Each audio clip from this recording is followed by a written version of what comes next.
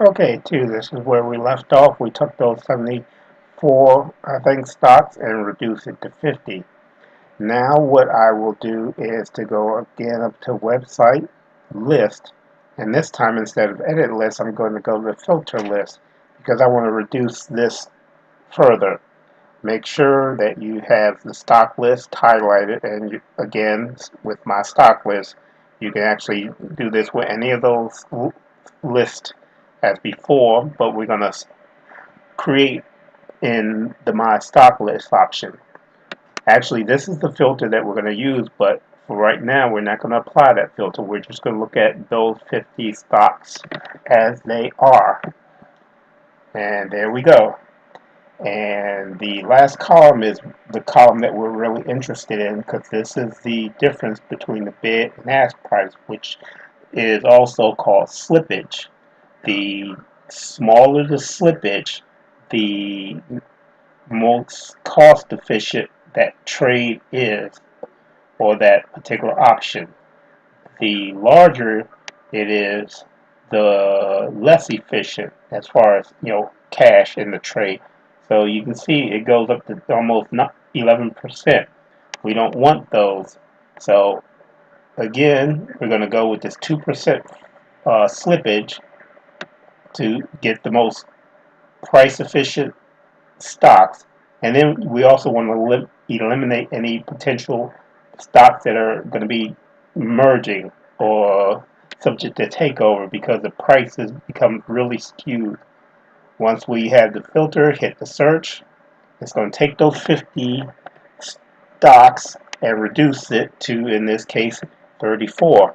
As you can see, the slippage is under the 2% that we chose as far as the filter. Now we're going to replace those 50 stocks by the 34 by hitting replace.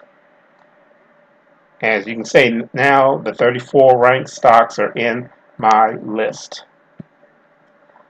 Another thing that I sometimes do is trade stocks that are only offering weekly options.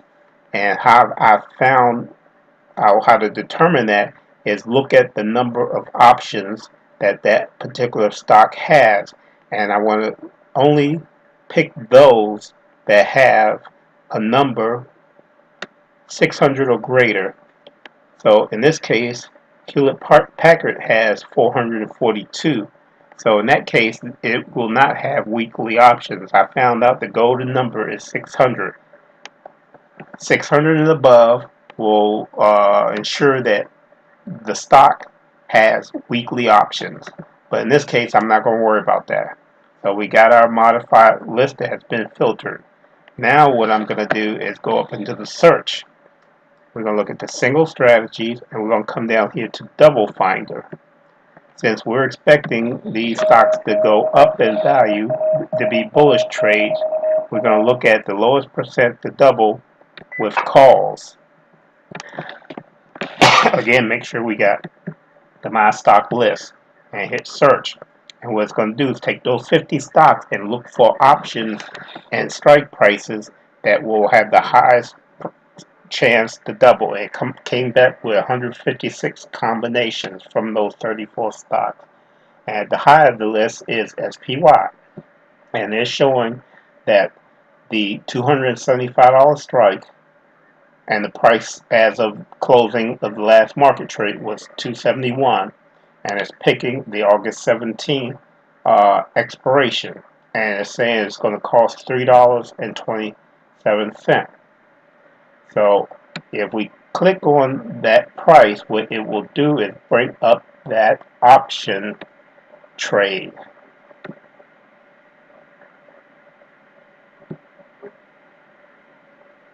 So we're going to see that $275 call with the August 17 expiration, and that's what the risk graph looks like.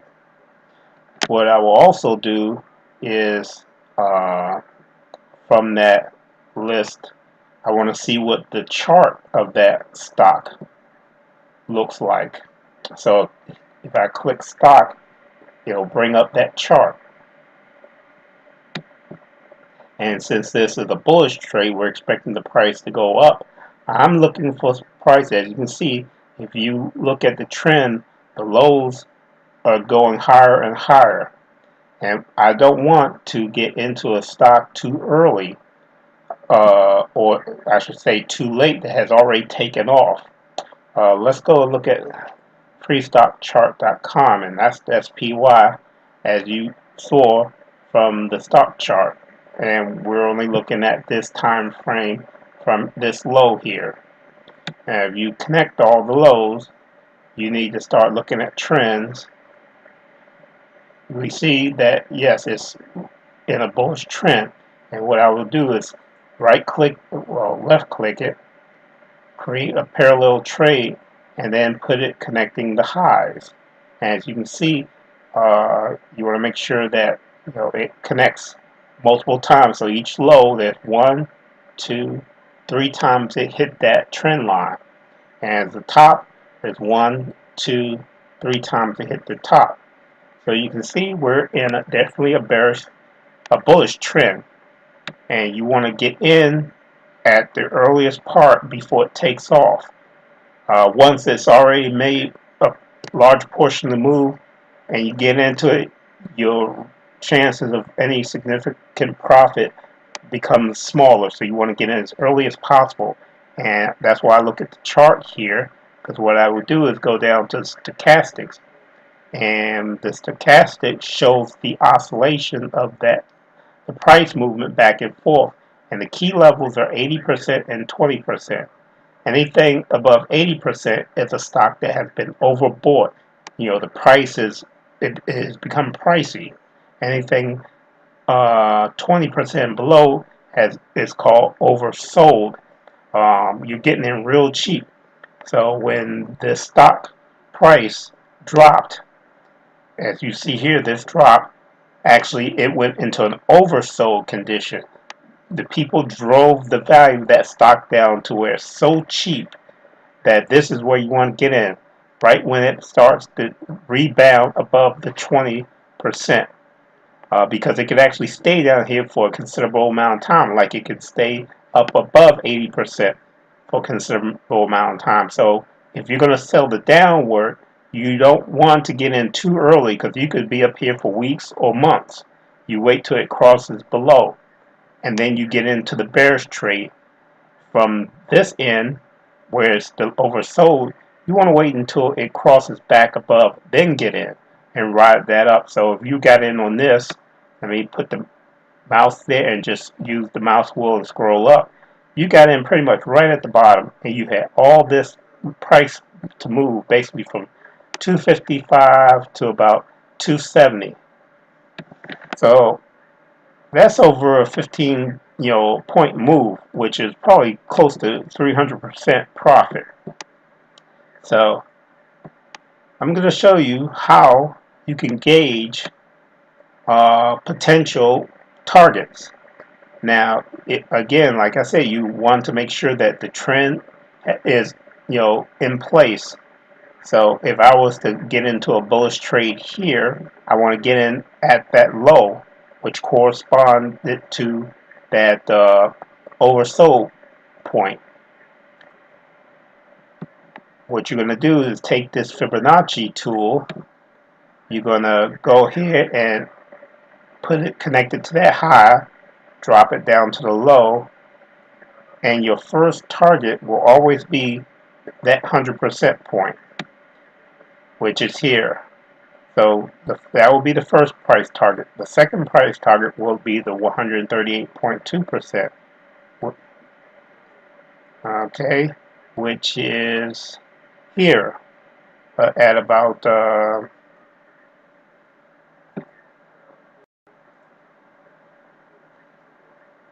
was that? Okay, software acting up for me.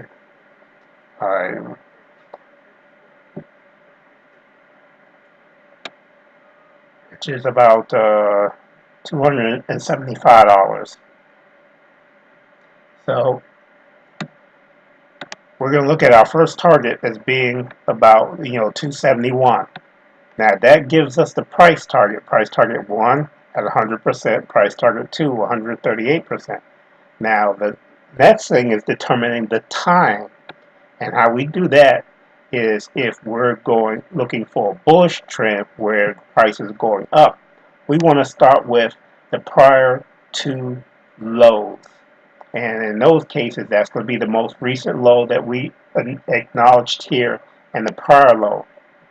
In this case, we're going to use this time tool. We're going to line it up with the first low, bring it over to the second low, and then the time that it gives us is going to be June the 6th. If you look up here when I hit that, that's June the 6th. Now, in our case, we're back here. So we're not going to use that date. We're going to go with that low. Since that low did not hit the line, we're going to go with the low before that. So I'm going to just drag that over, start the 0 at that low, and then bring that out to that low there. So I'm going to have to bring this chart in to see where that takes us. And again, if you look up here in the corner when I highlight it, that's going to be August 23. Now, shoot, price has been wiped out.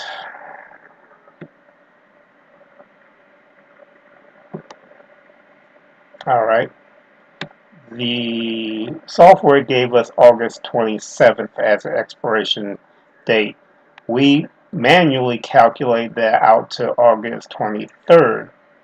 So if I will always choose the error on the one that gives me the greater time, because I'd rather have too much time than not enough, because you know options expire and become worthless. So if it does not hit this price target in the time you have, you just lost all your money. So we're going to use, if possible, a date that's close to August 23.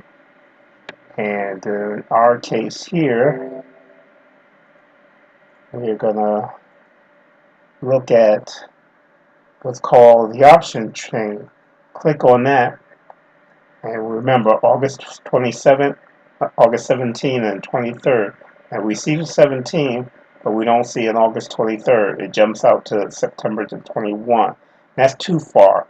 I usually like to stay between 30 and 50 days. We got a 49 day. So we'll go ahead and check that, hit update. Oh, I forgot, I got to change the symbol to SPY. Always be careful of that, because you could actually end up putting on a trade using wrong information. So again, August 17th, SPY updated. Remember, the software picked the strike of 275. The option chain is showing a more efficient or cheaper of 276. As you can see, for the 276, we're paying $2.79. For the 275 strike, we're paying a little bit more. So I'll go ahead with the 279 strike. We're going to buy one contract, go up here and hit the risk graph. And then it's going to come back with that strategy. And there we go. The August 17th expiration for the 276 call, and we're paying no more than $2.79. Now I'll go to a part 3 because we're getting too long here, and we'll continue this further.